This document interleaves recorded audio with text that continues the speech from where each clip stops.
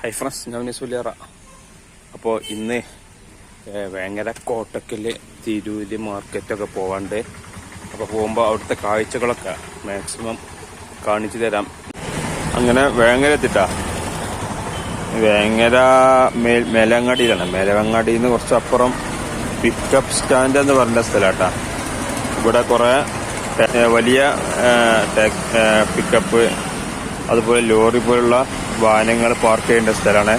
ഇതുണ്ടല്ലേ, ഇവിടെ ചെറിയ ഗുഡ്സ് വാഹനങ്ങൾ, പിന്നെ ഇങ്ങനെ അതിൻ്റെ വലുത് ആ എൻഡ് വരെയും പിക്കപ്പ് വാഹനങ്ങളാട്ടാ. അങ്ങനെ അവിടുന്ന് ഒരു ബസ്സിൽ കോട്ടക്കലിലേക്ക് പോവാണ്. അങ്ങനെ ബസ്സിൽ കയറിട്ടാ. ഇത് വേങ്ങരയിലെ ഒരു പെട്രോൾ പമ്പാണ്. അങ്ങനെ ഇങ്ങനെ പോയി ബോയ്സ് സ്കൂളിൻ്റെ അവിടെത്തി. അത് കഴിഞ്ഞതിന് ശേഷമാണ് വേങ്ങര റോഡിൽ നിന്നും കോട്ടക്കലിലേക്ക് പോകുന്ന ഈ ഒരു റോഡുള്ളത്.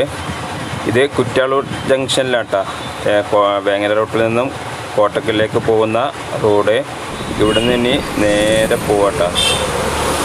അങ്ങനെ കോട്ടക്കൽ എത്താനായിട്ടാ. കോട്ടക്കലിൻ്റെ അടിയിൽ പറപ്പൂർ പഞ്ചായത്തിൻ്റെ ഏരിയകളുണ്ട്. അത് കഴിഞ്ഞ് കോട്ടക്കൽ മുനിസിപ്പാലിറ്റിയിലേക്ക് എത്തുമ്പോൾ പിന്നെയും വലിയ ബിൽഡിങ്ങുകൾ ഇതാണ് വന്നുകൊണ്ടിരിക്കുകയാണോ. ഇതുണ്ടല്ലേ, ഒരു വലിയൊരു പള്ളി. 1, 2, 3 നില പള്ളിയാട്ടാ. ഇതല്ലേ, നല്ല സൗകര്യമുള്ളൊരു പള്ളിയാണ്. അങ്ങനെ അത് കഴിഞ്ഞ് ഇനി ബസ് സ്റ്റാൻഡിലേക്ക് പോവാട്ടാ. വേങ്ങരയിൽ നിന്ന് കോട്ടക്കലിലേക്ക് പോവുക. ടൗണിലൂടെ ടച്ച് ചെയ്യാതെ ബസ് സ്റ്റാൻഡിൻ്റെ പിറക് ഭാഗത്ത് കൂടെ എത്തുന്ന രീതിയിലാണ് അവിടേക്ക് എത്തുക. ഇതാണ് കോട്ടക്കൽ മുനിസിപ്പാലിറ്റിയുടെ പുതിയ ബസ് സ്റ്റാൻഡ്. പഴയ ബസ് സ്റ്റാൻഡ് തന്നെയാണ്. പഴയ ബസ് സ്റ്റാൻഡ് പുതുക്കിപ്പണിത് ഇപ്പോൾ നല്ല അടിപൊളി മേൽക്കൂരൊക്കെയുള്ള നല്ല സൂപ്പർ ബസ് സ്റ്റാൻഡ് ഉണ്ടാക്കിയിട്ടുണ്ട്. അങ്ങനെ ബസ്സിൽ നിന്ന് ഇറങ്ങി, ഇതാണ് കണ്ടില്ലേ ബസ് സ്റ്റാൻഡിൻ്റെ താഴ്ഭാഗമാണിത്.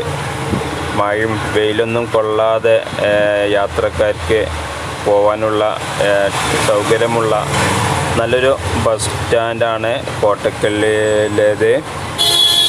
ഇത് കുറച്ചായിട്ടുള്ളൂ കേട്ടോ ഇതിൻ്റെ ഉദ്ഘാടനം കഴിഞ്ഞിട്ട്. ആദ്യം സാധാ ബസ് സ്റ്റാൻഡ് പോലെ ഓപ്പണായ സ്ഥലമായിരുന്നു.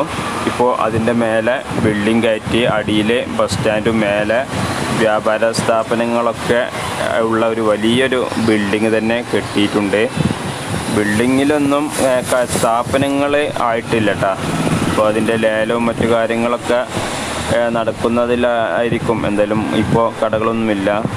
കണ്ടില്ലേ, റോട്ടിൽ നായകൾ ഇങ്ങനെ നിൽക്കുന്നുണ്ട്. ഈ കാണുന്നതാണ് കോട്ടക്കൽ ടൗണിൻ്റെ മെയിൻ റോഡ്.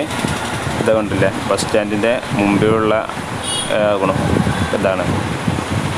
അങ്ങനെ അവിടെ നിന്ന് തിരൂരിലേക്ക് പോയിട്ടാ. ഇതിപ്പോൾ തിരൂർ ബസ് സ്റ്റാൻഡിൽ ഇറങ്ങി. അപ്പോൾ അവിടുന്ന് കോട്ടക്കലിൽ നിന്നും തിരൂരിലേക്ക് പോയ ബസ്സിൽ നല്ല തിരക്കായത് കൊണ്ട് വീഡിയോ എടുക്കാനൊന്നും കഴിഞ്ഞില്ല.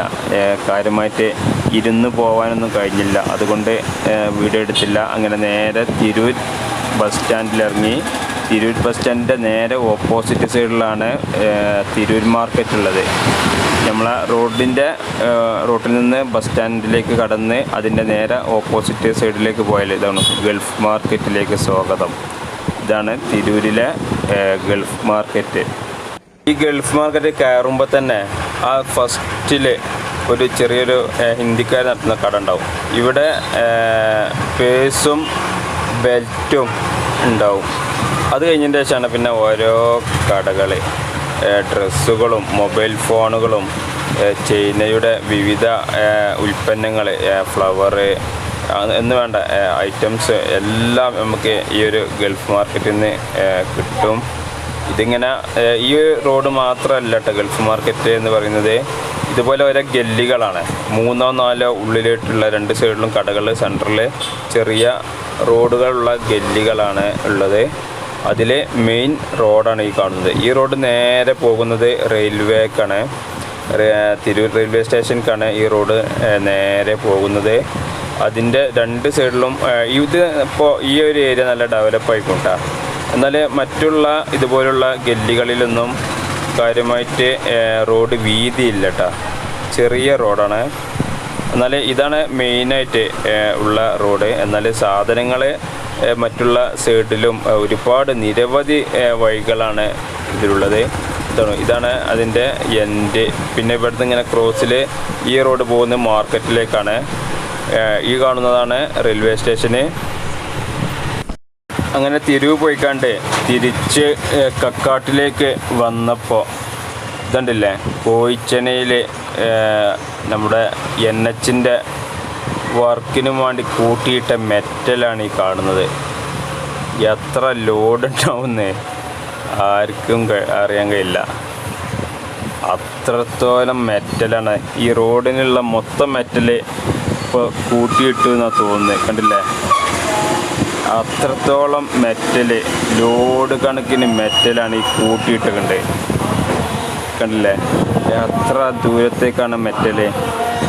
ആയിരക്കണക്കിന് ലോഡ് മെറ്റലാണ് ഇപ്പോൾ കൂട്ടിയിട്ടുണ്ട്. അതുപോലെ തന്നെ ഇപ്പോൾ ഇങ്ങനെ NHും കൂടെ പോകുമ്പോൾ കുറേ സർവീസ് റോഡ് കൂടെ പോകണം.